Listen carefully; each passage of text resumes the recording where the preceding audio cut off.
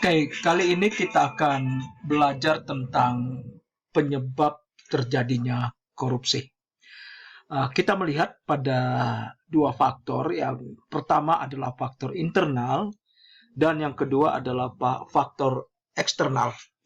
Pada faktor internal di sini ada tiga aspek yang memberikan pengaruh. Yang pertama adalah aspek moral, dan kemudian yang kedua adalah aspek sikap atau aspek perilaku, dan yang ketiga adalah aspek sosial. Khusus untuk aspek moral, maka di sana ada tiga hal yang menjadi penyebab.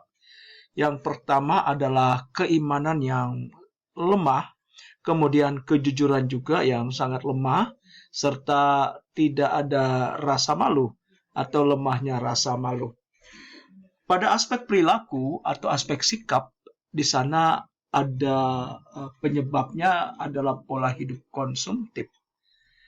Dan kemudian pada aspek sosial, di situ penyebabnya karena adanya dorongan dari keluarga untuk berperilaku koruptif. Jadi hati-hati karena keluarga juga bisa memberikan pengaruh, memberikan potensi, memberikan ruang pada kita untuk bisa berperilaku koruptif.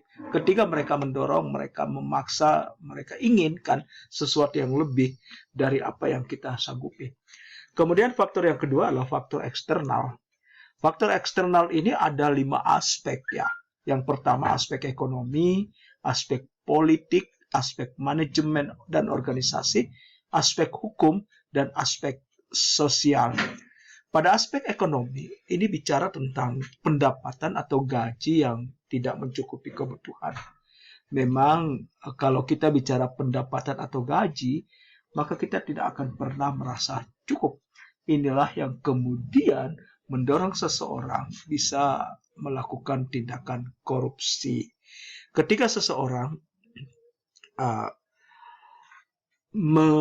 mengatur pengeluarannya itu melebihi dari pendapatannya. Ketiga, ia harus memenuhi kebutuhannya melebihi dari pendapatannya. Maka dari aspek ekonomi itu bisa memberikan pengaruh pada terjadinya perilaku korupsi.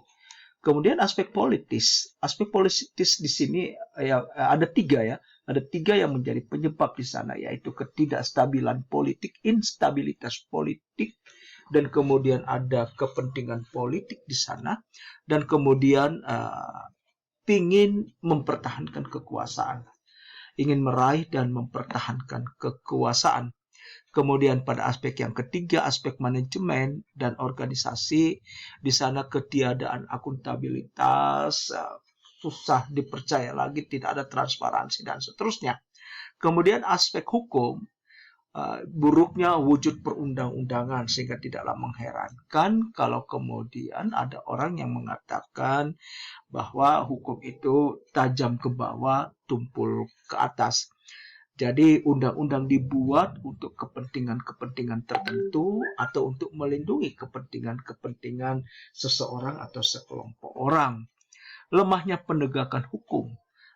Ini sudah banyak kita amati, kita banyak dengar, kita banyak tonton bagaimana penegakan hukum itu di negeri ini sangat lemah sekali. Kemudian pada aspek sosial itu bicara tentang lingkungan atau masyarakat yang kurang mendukung perilaku anti korupsi. Masyarakat tidak menyadari bahwa dirinya sebenarnya sudah terlibat dalam perilaku korupsi.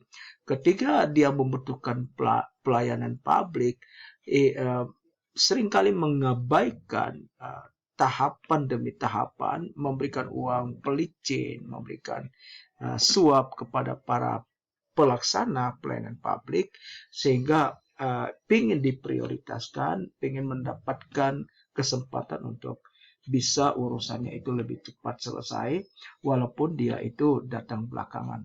Lingkungan atau masyarakat yang kurang mendukung perilaku anti korupsi, kita tidak berani melawan, kita tidak berani melapor terhadap pelanggaran-pelanggaran atau perilaku-perilaku korupsi yang kita lihat.